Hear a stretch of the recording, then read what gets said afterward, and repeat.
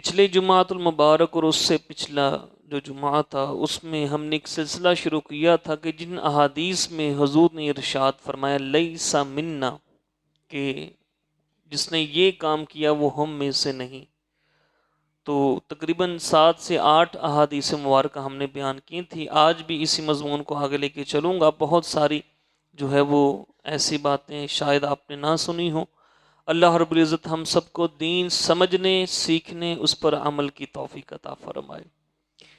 ہمارے پیارے آقا صلی اللہ تعالی علیہ وآلہ وسلم نے ارشاد فرمایا لیس منا من تطیر او تطیر لہ، جس نے بدشگونی لی یا جس کے لیے بدشگونی لی گئی، بدفعلی کہہ لیں، جس کے لیے بدفعلی لی گئی یا جس نے بدفعلی کی، فرمایا لیس منا، وہ ہم میں سے نہیں۔ سفر پہ نکلتے ہیں، ہمارے معاشرے میں یہ ایک بات مشہور ہے، آگے سے کالی بلی گزر گئی، نہیں جی واپس آ جاؤ۔ یہ جو کالی بلی گزر کے گئی ہے نا، اس کی وجہ سے ہمارا کام مکمل نہیں ہوگا، یہ نحوست پڑ گئی ہے اس کی۔ پھر کوئی کام جو ہے وہ الٹا ہو گیا، نہیں اپنی طبیعت کے موافق ہوا، پھر یہ کہتے ہیں ہم نے وہ صبح صبح کیا تھا نا، کسی کا پتہ نہیں کس کا چہرہ دیکھ لیا، جس کی وجہ سے یہ نحوست ہمیں دن بھر لینا پڑی۔ تو یہ بدشگونی لینا یا بدشگونی کروانا، یہ فعل، یہ جائز نہیں ہے۔ اس کو آپ صلی اللہ علیہ وسلم فرمایا لیس منا، وہ ہم میں سے نہیں ہے۔ ہاں اچھی فعل لے سکتے ہیں، اچھی شگون وہ لے سکتے ہیں۔ مثال کے طور پہ آپ نے کام کرنے کا کوئی ارادہ کیا کہ میں یہ کام کروں، اور سامنے سے کوئی ایسا معاملہ ہو گیا کہ آپ کی طبیعت خوش ہو گئی، آپ کہیں گے یار دیکھو میں نے اس کام کا ارادہ کیا تھا نا، اللہ نے مجھے یہ نعمت بھی دے دی، تو اچھا شگون لینا وہ جائز ہے، لیکن برا شگون لینا یہ جائز نہیں۔ شریعت نے ہمیں یہ حکم دیا کہ انسان اچھا شگون لے کر خوش ہو اور اپنا کام خوشی سے تکمیل تک پہنچائے، اور جب کوئی برا کلام سنے، کوئی بری حرکت دیکھ لے، کوئی مثال کے طور پہ آپ نے جانے کا ارادہ کیا، یہ کام کرنے کا ارادہ کیا، کوئی گلاس نیچے گر کے ٹوٹ گیا، موبائل نیچے گر کے ٹوٹ گیا، آپ او یار میں نے اس کام کا ارادہ کیا تھا نا، اس وجہ سے یہ ٹوٹا ہے، اس وجہ سے یہ گلاس ٹوٹا، اس وجہ سے موبائل میرا چوری ہوا، ٹوٹا ہے، اس کی طرف توجہ نہیں دینی، بلکہ فرمایا برے کام کی طرف، بری سوچ کی طرف، بری بات کی طرف توجہ نہ کرے، اور نہ ہی اس کے سبب اپنے کام سے رکے، بلکہ وہ کام اپنا پایا تکمیل تک پہنچائے۔ خلاصہ کلام یہ نکلا کہ اچھا شگون لینا جائز ہے اور برا شگون لینا یہ جائز ہے نہیں۔ پھر ایک معاملہ اور بات بھی ہمارے ہاں بڑی کی جاتی ہے کہ جب بھی کوئی ناکامی ہوتی کہتے ہیں پتہ نہیں یار آج کس منحوس کا ہم نے صبح صبح اٹھ کے چہرہ دیکھ لیا تھا، اس منحوس کی وجہ سے میرا یہ کام نہیں ہوا۔ یہ جب سے یہ آئی ہے نا بڑی نحوست ہے، جب سے یہ آئی ہے پتہ نہیں ہماری کتنی فوتگیاں ہو گئی۔ یہ جی بالکل، یہ ہمارے ایک جاننے والے وہ امریکہ سے آئے، کہتے جب بھی یہ آتی ہے نا کوئی نہ کوئی بندہ لے کے جاتی ہے۔ اب اتفاق یہ ہوتا ہے، یعنی جس سال بھی وہ خاتون آئی پاکستان میں، تو اسی سال کوئی نہ کوئی ان کا عزیز جو ہے وہ انتقال کر جاتا تھا۔ اب اس کی بہن نے بری فعل یہ لی، برا شگون لیا کہ جب بھی یہ آتی ہے نا، یہ کوئی نہ کوئی ہمارا جی لے کے جاتی ہے، یعنی برا شگون۔ یہ بالکل جائز نہیں ہے، بدگمانی ہے، اور یہ حرام ہے، اللہ ہمیں اس سے محفوظ فرمائے۔ اور پھر یہ کہنا کہ میں نے پتہ نہیں کس کا چہرہ دیکھ لیا صبح صبح اٹھ کے، کس منحوس کا، بندہ تھوڑا غور کرے یہ بات کرنے سے پہلے، بھئی صبح صبح پہلے اٹھ کے تم نے کس کا چہرہ دیکھا ہوگا؟ اٹھے ہوگو تو اپنی بیوی کا دیکھا ہوگا، اپنے بچوں کا دیکھا ہوگا، سامنے شیشہ ہوگا تو اپنے دیکھ لیا ہوگا، گھر سے باہر نے اپنے کسی دوست احباب کا دیکھ لیا ہوگا۔ تو یہ اس سے برا شگون لینا یہ بالکل جائز نہیں۔ ایک بڑی زبردست حکایت یہاں پر نقل کی گئی۔ ایک بادشاہ اپنے ساتھیوں کے ساتھ جو ہے وہ شکار کی غرض سے سفر پہ نکلا۔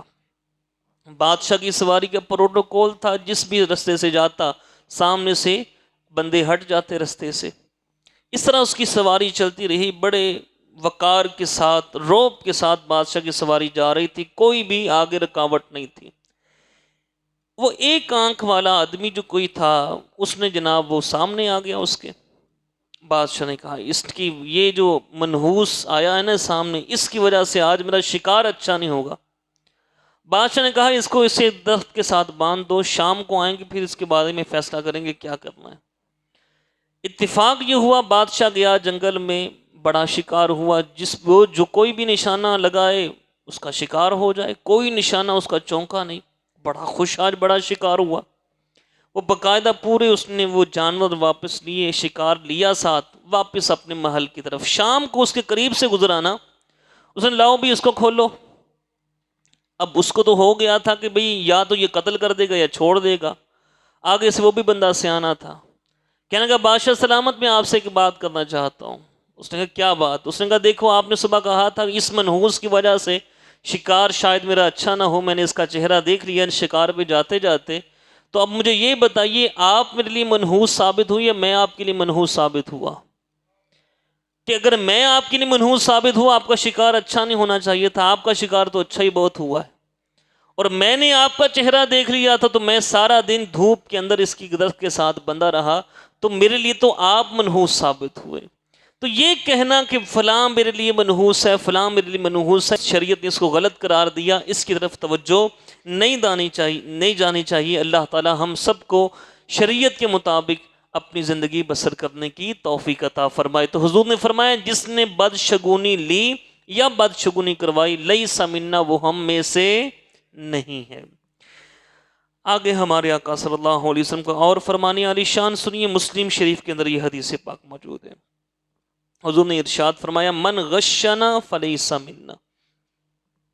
اس کا ایک مفہوماً ایک اور حدیث پاک عموماً ہماری سکول کی دیواروں پہ بھی اور بھی کئی جگہ پہ من غشا فلیس منا، عموماً دودھ کی دکانوں پہ بھی لکھا ہوتا ہے من غشا فلیس منا، یہ جس نے ملاوٹ کی وہ ہم میں سے نہیں۔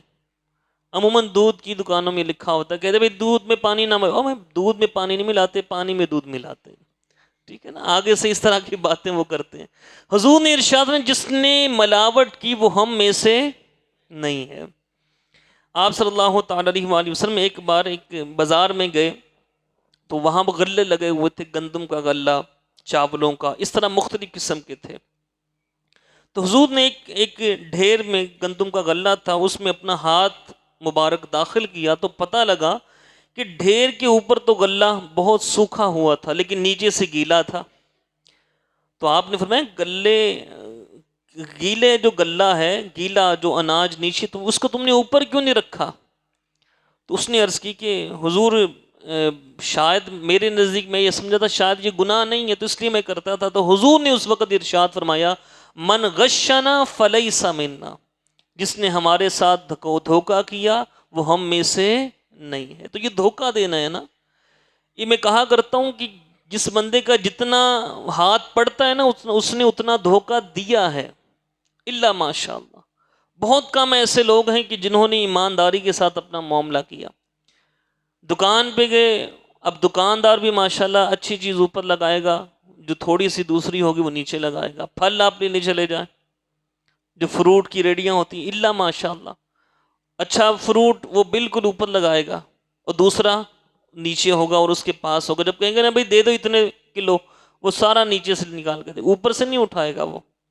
یہ دھوکہ، حضور نے فرمایا جس نے دھوکہ دیا وہ ہم میں سے نہیں ہے۔ اللہ رب العزت ہمیں دھوکے سے بھی محفوظ فرمائے اور ہم سب کو تجارت جو ہے وہ حلال طریقے سے کرنے کی توفیق دے۔ بندہ یہ سمجھتا ہے کہ میں نے اس کو اپنی چیز کو بیچ لیا ہے، وہ معاملہ میرا بن گیا، لیکن نہیں میرے بھائی، وہ بک جاتی ہے چیز لیکن برکت نہیں رہتی، برکت اٹھا لی جاتی ہے۔ بندہ صدق کے دل کے ساتھ، اچھی نیت کے ساتھ اور اچھے طریقے کے ساتھ وہ خود و فروخت کرے گا، اگرچہ وہ کم روزی بھی آئے گی نا لیکن اس کے اندر برکت ہوگی۔ اللہ ہمیں حلال رزق عطا فرمائے، دھوکے سے ہمیں محفوظ فرمائے، دھوکہ دینے سے بھی محفوظ فرمائے، دھوکہ کھانے سے بھی محفوظ فرمائے۔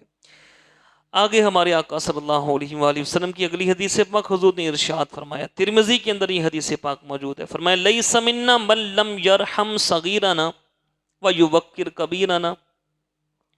وَيَأْمُرُ بِالْمَعْرُوفِ وَيَنْهَى عَنِ الْمُنْكَرِ، جو ہمارے چھوٹوں پر رحم نہ کرے، چھوٹوں پر بول لیں، ہاں، جو چھوٹوں پر رحم نہ کرے اور بڑوں کی تعظیم نہ کرے، اچھی باتوں کا حکم نہ کرے اور بری باتوں سے نہ روکے۔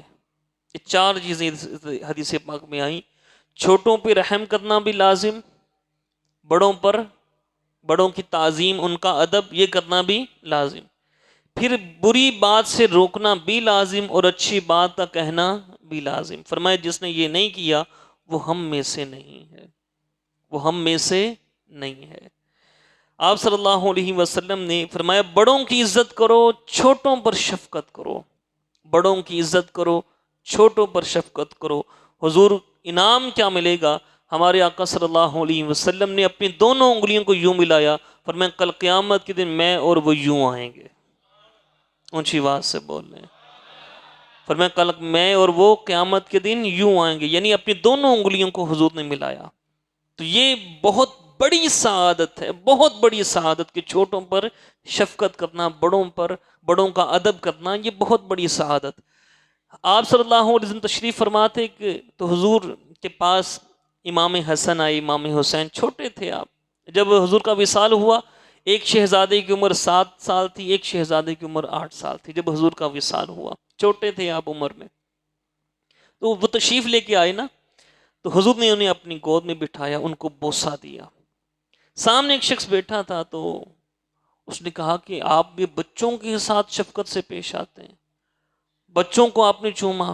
کہنے لگا میرے 10 بچے ہیں، میں نے تو آج تک کسی کو بھی بوسہ نہیں دیا، اپنی اکڑ میں رہنا، میں نے تو آج تک کسی کو بوسہ نہیں دیا۔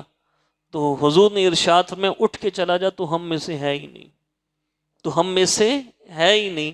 تو یہ چھوٹوں پر شفقت کرنا اور بڑوں کی تعظیم کرنا، یہ بہت بڑے اجر و ثواب کا کام ہے۔ یہ ہمارے بچے ہوتے ہیں نا، ہم ان سے پیار کرتے ہیں، اس کو رائے گاہ نہ سمجھیے گا کہ یہ بس ہم تبھی، بلکہ اس کے ذریعے اللہ رب العزت ہمیں نیکیاں عطا فرماتا ہے۔ یہ بات چھوٹی بات ہے کہ کل قیامت کے دن حضور کا ساتھ نصیب ہو جائے، اور جس کو حضور کا ساتھ نصیب ہو جائے اس کو کسی چیز کی کمی ہوگی؟ اللہ رب العزت ہمیں چھوٹوں پر شفقت کی توفیق دے۔ اور فرمایا کہ جو اپنے چھوٹوں کی پر رحم کرے گا اور بڑوں کی عزت کرے گا، فرمایا کل قیامت کے دن میں اور وہ یوں آئیں گے۔ حضور نے اپنی دونوں انگلیوں کو ملا دیا۔ پھر آپ صلی اللہ علیہ وسلم نے ارشاد فرمایا، یہ سنیے گا خصوصاً کہ جو اپنی اکڑ میں رہتے ہیں، اور بھئی ناراضگی ہو چلی، لڑائی ہوئی تھی، ہماری لڑائی اب اتنی بڑھ گئی، اب سلام دعا ختم، غور سے معذرت کے ساتھ کہ لڑائیاں جو بعد میں کوئی سلام کر دے نا تو اس کو سلام کا جواب بھی دینا چاہیے۔ اور میں نے ایک عالم دین سے اس حدیث پاک کو بھی سنا کہ جو صلح کرنے آئے، جو معافی مانگنے آئے، پھر اگلا بندہ اس سے معاف نہ کرے، وہ کہے نہیں میں تجھے معاف نہیں کروں گا، اللہ اس بندے کو معاف نہیں فرمائے گا۔ حضور نے فرمایا صلح کیا کرو، صلح کیا کرو، صلح کی قرآن پاک میں کئی مقامات پر ذکر۔ فرمایا ادفع باللتی ہی احسن، برائی کا بدلہ اچھائی سے دو۔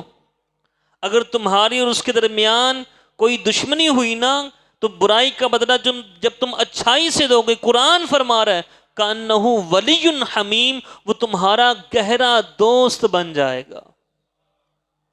اونچی آواز سے بول لیں، گہرا دوست بن جائے گا۔ ہر بندہ کہتا ہے میں اس کا دوست، میں اس کا دوست، میں اس کا دوست، اور مصیبت کے وقت آیا بندہ بھاگ گیا، پتہ نہیں چلتا۔ گہرا دوست اگر کوئی بنانا چاہو نا، گہرا دوست کسی کو بنانا چاہو، قرآن نے فرمایا جو تمہارے ساتھ برائی کرے اس کے بدلے میں اس کے ساتھ اچھائی کرو، وہ تمہارا گہرا دوست بن جائے گا۔ یہ قرآن نے فرمایا، اللہ ہمیں توفیق دے۔ حضور نے ارشاد من اجاب السلام فہو لہ، جس نے سلام کا جواب دیا وہ ثواب پائے گا۔ ایسے بندے بھی دیکھیے اس نے آگے سلام کیا، اگلے بندے نے منہ پھیر لیا، نہیں دیکھنا ہی نہیں تجھے میں نے۔ اب ٹھیک ہے ہو گئی غلطی، آپ کون سا فرشتہ ہے، آپ سے کبھی غلطی نہیں ہوئی۔ اس نے آپ کا حق مارا ہوگا، لیکن کیا آپ نے کسی کا حق نہیں مارا؟ وہ اگر آپ کے پاس سلام کرنے آ رہا ہے تو اس کے سلام کا جواب دینا یہ لازمی، حضور نے ارشاد فرمایا کہ جس نے سلام کا جواب دیا وہ ثواب پائے گا۔ وَمَن لَمْ يُجِبِ السَّلَامَ فَلَيْسَ مِنَّا، حضور نے فرمایا جس نے سلام کا جواب نہیں دیا وہ ہم میں سے ہے ہی نہیں۔ حضور نے اس کو اپنی صف سے ہی نکال دیا، وہ ہم میں سے ہے ہی نہیں۔ تو کوئی بھی بندہ سلام کرے تو اس کے سلام کا بولے، توجہ ہے نا آپ کی، اس کے سلام کا جواب دینا ہے، خوش طبعی کے ساتھ اس کو ملنا ہے۔ کوئی معافی مانگے اس کو معاف کر دینا ہے تاکہ معاف کیے جائیں۔ بندہ بھی، ہم بھی گناہ گار ہیں، سب گناہ گار ہیں، سب سے خطا ہوتی ہے، سب سے غلطیاں ہوتی ہیں، حق مارا جاتا ہے، سارے معاملات ہیں۔ اس کے باوجود شریعت نے ہمیں حکم دے دیا کہ تم اپنے بھائی کو معاف کرو، اللہ تمہیں معاف فرما دے گا۔ اللہ ہمیں توفیق عطا فرمائے۔ اور جو کوئی سلام کرتا ہے کتنی نیکیاں ملتی ہیں؟ 10 نیکیاں۔ جو سلام کرتا ہے 100 نیکیاں ملتی ہیں۔ کہہ دیں سبحان اللہ، پھر کہہ دیں، اور اونچی آواز سے بولیں نا سارے۔ ایک ایک نیکی کو بندہ کل قیامت کے دن ترسے گا۔ بھائی کے پاس جائے گا، بھائی تھوڑی ایک نیکی، باپ کے پاس جائے گا ایک نیکی، ماں کے پاس ماں ایک نیکی، ایک نیکی دینے کو تیار کوئی نہیں ہوگا۔ تو یہ 100 نیکیاں ہیں۔ حضور نے فرمایا کہ جو سلام کرتے ہیں اللہ ان کو 100 نیکیاں عطا فرماتا ہے۔ 100 نیکیاں، پھر اس 100 نیکیوں میں اس کے 2 حصے کیے۔ اب آپ لوگوں نے فیصلہ کرتے ہیں ہم نے زیادہ نیکیاں لینی کم لینی ہے، کون سی لینی، زیادہ کہ کم؟ ہاں، زیادہ نیکیاں لینی کم لینی ہے؟ زیادہ لینی ہے۔ نہیں بھائی، تکبر اکڑ آئے گی، میں تو میاں صاحب ہوں، میں کیوں اس کو سلام کروں، میں تو رانا صاحب ہوں، میں کیوں اس کو سلام کروں، میں جٹ صاحب ہوں، میں کیوں سلام کروں، میں بٹ صاحب ہوں، میں کیوں سلام کروں، وہ مجھے سلام کرے نا، میں کیوں کروں؟ ہیں جی؟ اب اس وقت دل میں یہ نہیں آئے گا کہ مجھے نیکیاں زیادہ ملیں گی۔ حضور نے فرمایا جو سلام، جو پہل کرے گا نا، جو سلام کرنے میں پہل کرے گا، اللہ اس کو 90 نیکیاں عطا فرمائے گا۔ 90 نیکیاں اللہ تعالیٰ سلام کرنے والے کو عطا فرمائے گا، اور سلام کا جواب دینے والے کو بھی محروم نہیں، اس کو بھی اللہ تعالیٰ 10 نیکیاں عطا فرمائے گا۔ تو سلام میں پہل کرنی چاہیے۔ یہ بٹ صاحب، یہ جٹ صاحب، تو رانا صاحب، تو خواجہ صاحب، تو میاں صاحب، ان صاحبوں کو چھوڑیں، حضور کے بندے بنے، بس حضور کے نوکر بنے، سلام کرنے میں پہل کریں، سلام کرنے میں پہل کریں۔ یہ سلام کی بڑی برکتیں ہیں، بڑی برکتیں سلام کی، کہ بعض اوقات یہ سلام کرنا آدمی کو نجات دے دیتا ہے۔ ہاں ہاں، حضور نے ارشاد فرمایا، اور ترمذی کے اندر یہ حدیث پاک ہے، حضور نے فرمایا جب 2 مسلمان ملاقات کے وقت آپس میں مصافحہ کرتے ہیں، ملتے ہیں، ہم نمازوں کے بعد ملتے ہیں الحمدللہ، پھر جمعے کے بعد بھی ملتے ہیں، آپس میں جب باہر جاتے تو ملتے ہیں، جب ملے نا تو خوشی کا اظہار، آپ کے چہرے پہ مسکراہٹ ہو، خوشی کا اظہار ہونا چاہیے۔ فرمایا کہ جب 2 مسلمان آپس میں ملاقات کرتے وقت مصافحہ کرتے ہیں اور سلام کرتے ہیں، فرمایا ان دونوں کے جدا ہونے سے پہلے پہلے اللہ دونوں کی بخشش فرما دیتا ہے، اللہ دونوں کی بخشش فرما دیتا ہے۔ سلام کرنے میں پہل کیا کریں، مسکرا کر سلام کیا کریں، کسی کو دیکھیں مسکرا دیں، ہلکی سی سمائل دے دی، مسکرا دیا، کیا ہوگا؟ محبت بڑھے گی، کیا ہوگا؟ محبت بڑھے گی۔ یہ نہیں بس میں وہ تو صاحب ہوں، حضور سے بڑا صاحب کوئی نہیں تھا، حضور سے بڑا صاحب کوئی نہیں تھا۔ حضور جب بھی بات کرتے مسکراتے ہوئے بات کرتے تھے، کسی سے ملتے مسکراتے ہوئے ملتے تھے۔ حضور کا ویسے ہی چہرہ مبارک بڑا ہی دل آفری تھا کہ دل اس پہ قربان ہو جائے، لیکن جب حضور مسکراتے تو کیا بات ہوتی، اور کسی کو دیکھ کر مسکرا پڑے کیا بات ہوتی۔ آپ کہیں جائیں نا، کہیں اپنے افسر کے پاس جائیں یا کسی اپنے بزرگ کے پاس جائیں، وہ آپ کو دیکھ کے مسکرا دے، وہ آپ کا دل اندر سے کتنا خوش ہوتا ہے کہ یار میرا پیر مجھے دیکھ کے خوش ہو گیا، میرا بزرگ مجھے دیکھ کے خوش ہو گیا، میرا بڑا دیکھ کے مجھے خوش ہو گیا۔ آپ کا دل خوشی پائے گا۔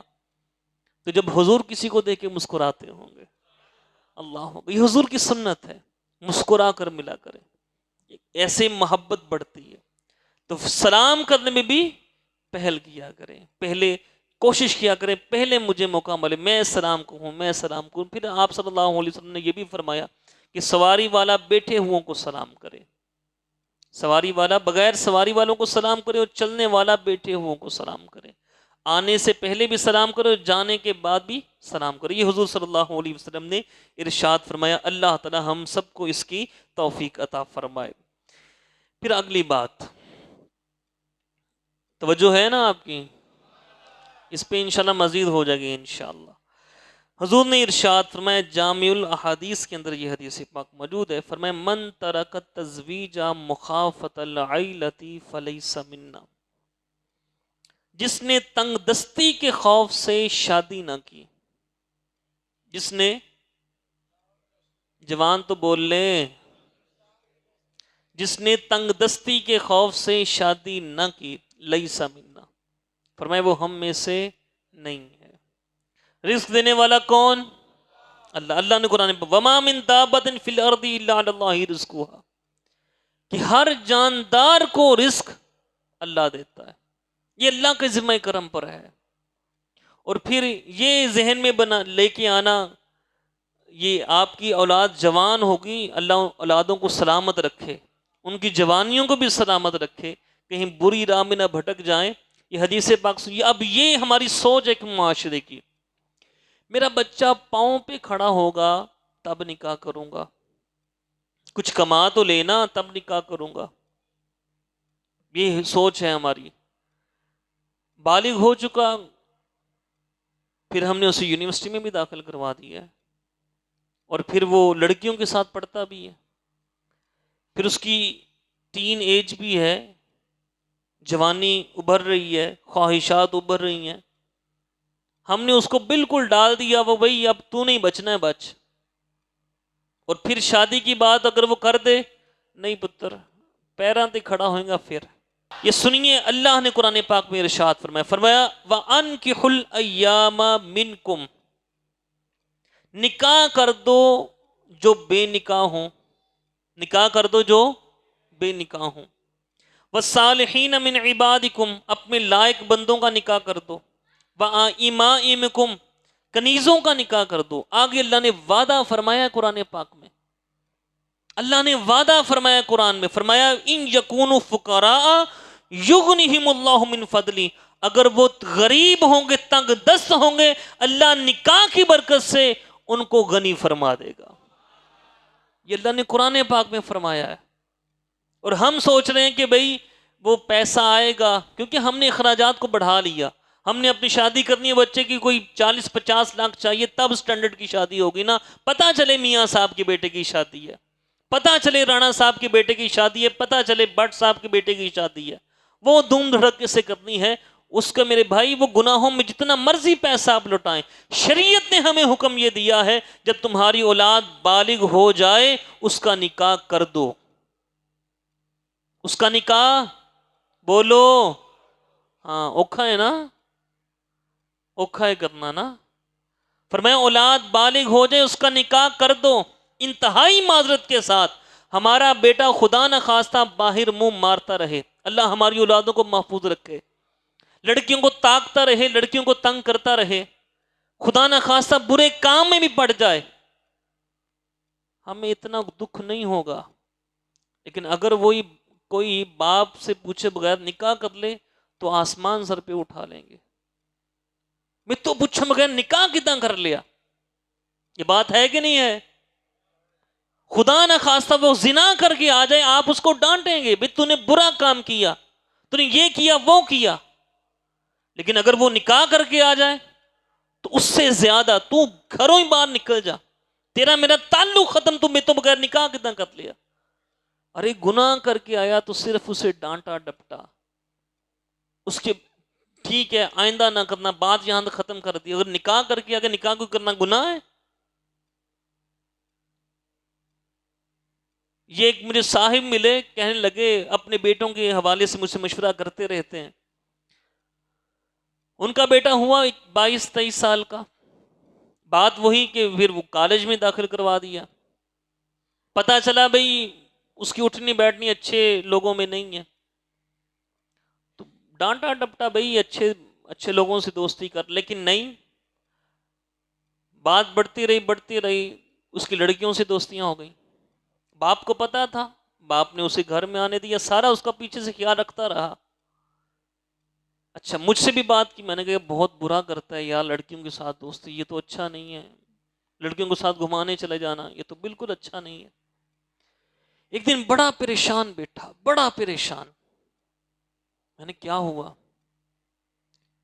کہتے یاسر بھائی بہت برا ہو گیا۔ میں ہوا کیا ہے؟ یار میں اس کی وجہ سے بڑا پریشان ہوں، اپنے بیٹے کا نام لیا اس نے، بڑا پریشان ہوں۔ ہوا کیا؟ یاسر بھائی میں کداں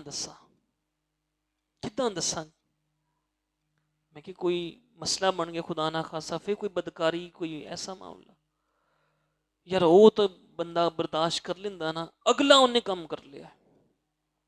یہ میں ممبر پہ بیٹھا ہوں، اس بندے نے میرے ساتھ جو بات کی ہے انہیں تو اگلا کم کر لیا، میں کی انہیں نکاح کر لیا۔ اس نے کیا کر لیا؟ نکاح کر لیا۔ یہ نکاح کوئی برا کام ہے؟ لیکن باپ کو اس کی آنکھوں میں آنسو، اس کی آنکھوں میں آنسو کہ یار میرا بیٹا نکاح کر کے آ گیا۔ یار اس کو پتا تھا کہ یہ لڑکیوں کے ساتھ اس کے معاملات ہیں، اتنا نہیں دکھ ہوا، دکھ ہوتا تھا اس کو، لیکن جب یہ نکاح کر لیا نا، ایک جو ہماری معاشرتی سوچ ہے، اتنا بھی یہ ہو گیا وہ کوئی جناب اس کی آنکھوں سے آنسو، نکاح کر لیا اس نے۔ میرے بھائیوں جب اولاد بالغ ہو جائے تو جتنی جلدی ہو سکے اس کا نکاح کر دینا چاہیے۔ یہ پیروں پہ کھڑا ہوگا، جب بالغ ہوا تبھی شریعت نے مکلف کیا اسے، تبھی شریعت اس سے مخاطب، اس پہ نمازیں فرض ہوئی ہیں، اور خدا نہ خواستہ بالغ ہوا، باپ اس کا نکاح لیٹ کرتا رہا اور پھر وہ برائی کے کاموں میں پڑ گیا، تو اس کا جو گناہ ہے نا، بچے کو ملنا جو ملنا باپ کو بھی ملے گا کہ تم نے اپنے بیٹے کا نکاح جلدی کیوں نہیں کیا۔ یہ واضح طور پہ اللہ نے فرمایا کہ اگر وہ غریب ہوں گے نکاح کر لیں، اللہ رب العزت ان کو اپنے فضل سے غنی فرما دے گا۔ ایک صحابی حضور کے پاس آئے، یا رسول اللہ صلی اللہ علیہ وسلم بڑا غریب ہوں، بڑا تنگ دست ہوں، بڑا غریب ہوں۔ یہ ایک ہمیں ستاتی ہے نا چیز، غربت، یہ چیز ہمیں ستاتی ہے، بڑا غریب ہوں۔ حضور نے بتاؤں کیا ارشاد فرمایا؟ فرمایا نکاح کر لو اللہ تمہیں غنی فرما دے گا۔ ایک اور سیدنا صدیق اکبر رضی اللہ تعالیٰ سے روایت ہے کہ فرمایا کہ اللہ تعالیٰ نے تمہیں نکاح کا حکم دیا ہے تو اس کی اطاعت کرو۔ اللہ تعالیٰ نے تمہارے ساتھ جو غنی کرنے کا وعدہ کیا نا، مالدار کرنے کا جو وعدہ کیا، اللہ اسے ضرور پورا فرمائے گا۔ یہ قرآن میں اللہ نے وعدہ فرمایا۔ پھر فرمایا 3 آدمیوں کی مدد اللہ کے ذمہ کرم پر ہے، 3 آدمیوں کی۔ پہلا، نکاح کرنے والا جو پاک دامنی کا ارادہ رکھتا ہو کہ میں باہر بو نہ ماروں، نکاح کرنے والا پاک دامنی کا ارادہ رکھتا ہو کہ میں پاک دامن رہوں، نکاح کرنے والا، اس کی مدد اللہ تعالیٰ خود فرماتا ہے۔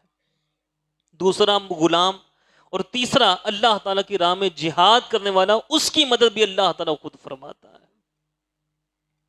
اور پھر جو نکاح کرنے والا اور جو نکاح شادی شدہ ہے نا، وہ اگر ایک نیکی کرتا ہے اللہ تعالیٰ اس کو 70 گنا زیادہ ثواب عطا فرماتا ہے۔ اگر جس نے نکاح نہیں کیا وہ نیکی کرے اس کا ثواب کم ہے، وہی نیکی نکاح والا کرے، شادی شدہ کرے، اس کا ثواب زیادہ ہے۔ تو میرے بھائیوں اولاد جوان ہو چکی اس کا نکاح کر دینا چاہیے۔ پھر قرآن پاک میں فرمایا ما طاب لکم من النساء، عورتوں میں جو تمہیں اچھی لگیں۔ یہ والدین کے سامنے ہاتھ جوڑ کر، اور بچوں کو بھی میں عرض کروں گا کچھ، کیا ارشاد ہے؟ ما تاب لکم من النساء، عورتوں میں جو تمہیں اچھی لگے ان سے نکاح کرو. کیا لگے؟ بول لیں. عورتوں میں جو تمہیں اچھی لگے ان سے نکاح کرو. اب باپ کہتے ہیں نہیں تو میرے بھائی دی کڑی نہ بیاہ کرنا ہے، نہیں کیتا تیرا میرا رشتہ ختم. ارے میرے بھائی زندگی ان کی ہے، آپ باپ ہیں، آپ کی رائے کا اسے احترام کرنا چاہیے، بالکل کرنا چاہیے، لیکن وہ زندگی اس نے گزارنی. پھر ہوتا بتاؤں کیا ہے، یہ باقاعدہ ہمارے مشاہدے وہ مجبوری میں آ کر جہاں باپ کہتا ہے ماں کہتی ہے وہاں نکاح کر لیتا ہے، بیٹی بھی کر لیتی ہے، بیٹا بھی کر لیتا ہے، لیکن بعد میں اکثر وہ رشتے نبھتے نہیں ہیں، وہ کوئی نہ کوئی لڑائی، پھر آخر وہ طلاق تک بات پہنچتی ہے، آخر وہ طلاق تک بات پہنچتی ہے. اللہ نے قرآن پا ما تاب لکم من النساء، جو تمہیں عورتیں اچھی لگی ان سے نکاح کرو. پھر آگے یہ الگ ہے مسنا و ثلاثہ و رباع، دو دو تین تین چار چار، یہ ایک الگ. چار تک تو اجازت ہے نا، ان سے نکاح کرو جو تمہیں اچھی لگیں. اب یہ ہمارے معاشرے میں ایک رشتہ داری کا نظام. پھر اس میں بتاؤں ایک مثال میرے سامنے ایسے بھی آئی، لڑکی نے کیا ہوا ہے ڈبل ایم اے انگلش بھی کیا، ایم اے اسلامیات بھی کیا، درس نظامی مکمل کیا، درس مکمل کیا. اس کی ماں نے کہا تیرا نکاح میں نے اپنے بھائی کے بیٹے سے ہی کرنا ہے، بچپن میں منگنی ہو گئی تھی. جو بھائی کا بیٹا اس کا حال کیا ہے، 10ویں فیل ہے. وہ گائے بھینسوں کا جناب وہ دودھ دھونا کوئی بری بات نہیں ہے، لیکن وہ پڑھا لکھا نہیں ہے، وہ لڑکی پڑھی لکھی، ان کا آپس میں کیسے نباہ ہوگا؟ لیکن وہ اس نے مجبوری میں آ کے کیا اس نے. اب وہ گزارا جو کہتے ہیں گزارا وہی ہونا ہے. پھر بچے کی زندگی وہ بھی اجیرن ہوتی ہے، بچی کی زندگی وہ بھی اجیرن ہوتی ہے. جہاں تک ممکن ہو، جہاں تک میں عرض کر رہا ہوں، جہاں تک ممکن ہو اپنے بچوں کی شادی وہیں کریں جہاں پر وہ کہتا ہو. لیکن اگر بچوں کی جو خواہش اتنی ماٹھی ہو کہ وہ جناب وہ کہیں میں کنجراں سے نکاح کرونا ہے، تو وہاں پر اپنے بچوں کو بچانا بھی لازم ہے. سمجھ آ رہی نا بات کی؟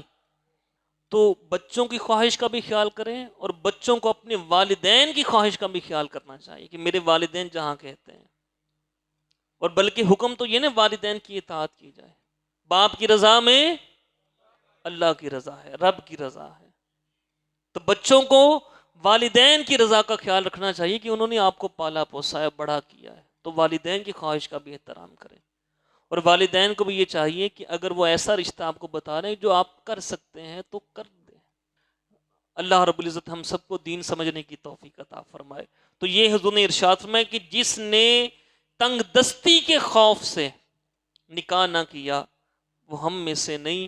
نکاح کرو، نکاح کرو، نکاح کرو، اللہ تمہیں اپنے فضل سے غنی بنا دے گا.